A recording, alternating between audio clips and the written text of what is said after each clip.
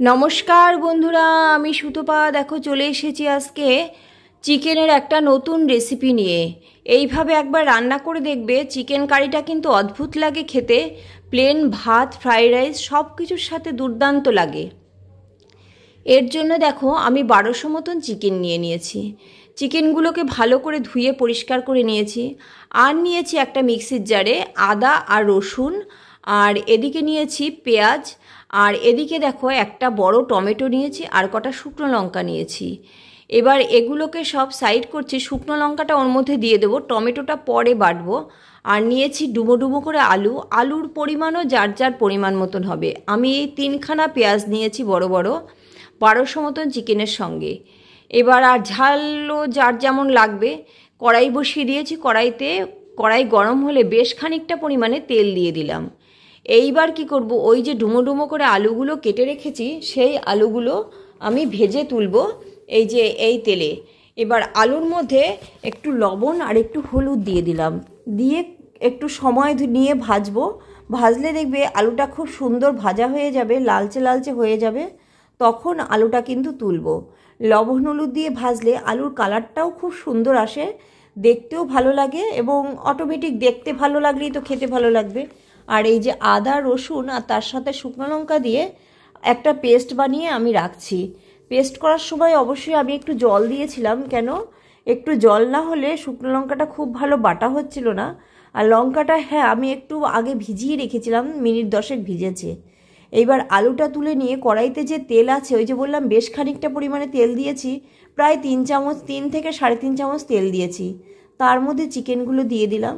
চিকেনগুলো দিয়ে একটু নাড়াচাড়া করে ভাজবো, তবে খুব বেশি না, 30% মতন ভাজা হবে সেরকম ভাজবো।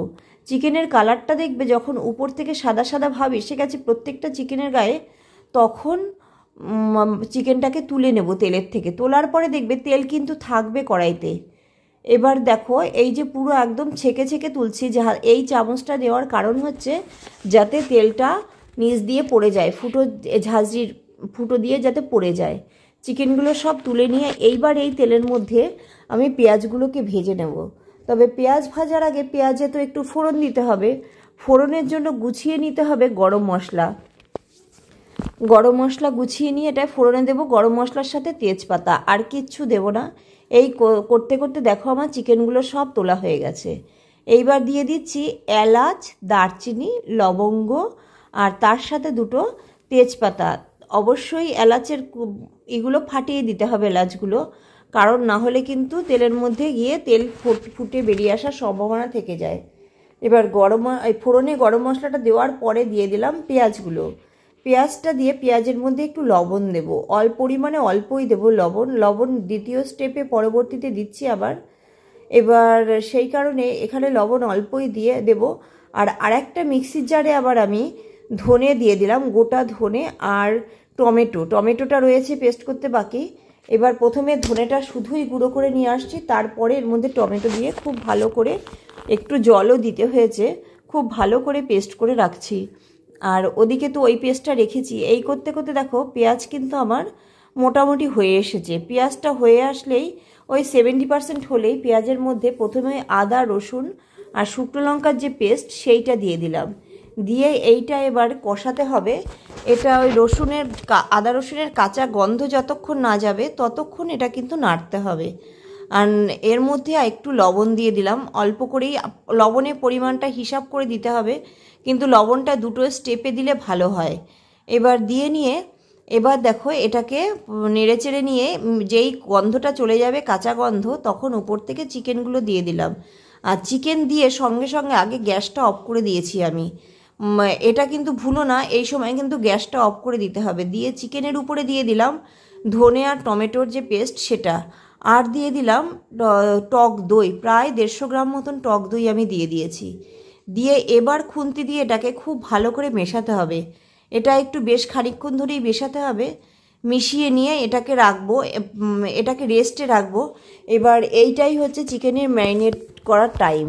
চিকেনটাকে কিন্তু আগে ম্যারিনেট করিনি, এই যে 10-15 মিনিট যে রেস্টে রাখবো সেটাই হচ্ছে ম্যারিনেট হয়ে যাবে তাই সেই ফাঁকেই। আর এই দেখো এর মধ্যে একটু কাশ্মীরি লঙ্কার গুঁড়ো দিয়ে দিলাম।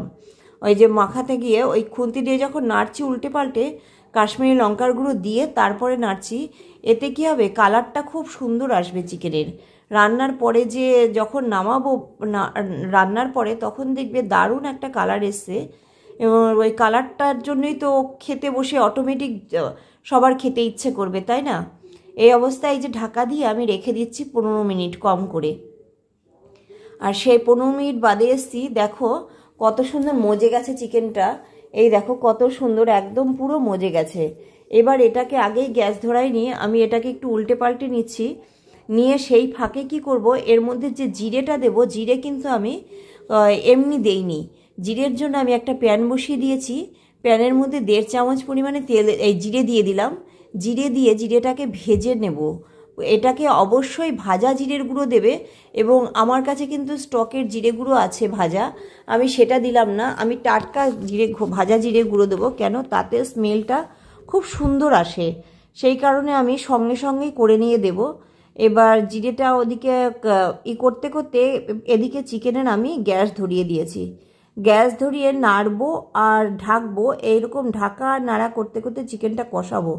দেখো একটুখানি ঢেকে দিয়েছিলাম, কেমন ফুটে উঠেছে। আর এই ফাঁকে তোমরা প্লিজ চ্যানেলটাকে সাবস্ক্রাইব করে ভিডিওটাকে লাইক দিয়ে দাও। একটা সাবস্ক্রাইব আর একটা লাইক আমাকে পরবর্তী রান্না নিয়ে এক্সপেরিমেন্ট করে সেইটা ভিডিও বানিয়ে আপলোড করার যে আগ্রহ, সেটা শতগুণে বাড়িয়ে দেয়। তাই তোমাদের বলছি, প্লিজ চ্যানেলটাকে সাবস্ক্রাইব করে ভিডিওটাকে একটা লাইক দিয়ে দাও। এই দেখো চিকেনটাকে দেখো বারবার করে ঢাকছি আর নাড়ছি। এই করতে করতে হলুদ যেহেতু আগে দেইনি, এই সময় এসে একটু কালারের জন্য হলুদ দিয়ে দিলাম। খুব বেশি কিন্তু না, হলুদও পরিমাণ মতনই দিতে হবে, ঠিক যেটুকুনি দরকার সেইটুকু। এবার দিয়ে নিয়ে এবার সমানে নাড়বো। এইবারে চিকেনটা পুরো ভালো করে কষাতে হবে, যতক্ষণ না তেল ছাড়ছে ততক্ষণ কিন্তু কষাবো। এর আরও কিছু কিছু ছোট ছোট জিনিস বাকি রয়েছে, অবশ্যই পুরোটা দেখে নাও, কেন টেনে টেনে কিন্তু দেখো না কেউ। একদম শেষ মুহূর্ত অবধি চিকেনের রেসিপিটাতে কিছু না কিছু আমি দিয়েই গেছি, যাতে চিকেনের টেস্টটা অদ্ভুত বানিয়েছে। এই দেখো সমানে ঢাকছি আর নাড়ছি, এই করতে করতে দেখবে তেল ছেড়ে আসছে।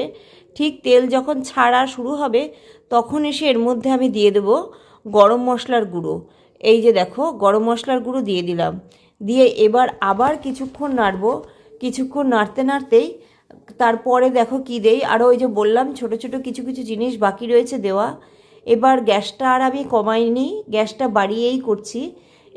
দিয়ে দিলাম আরেকটু, যখন দেখবো ভালো করে হয়ে আসছে তখন দিয়ে দিলাম এটা কসুরি মেথি, 1/2 চামচ পরিমাণে কসুরি মেথি দিলাম।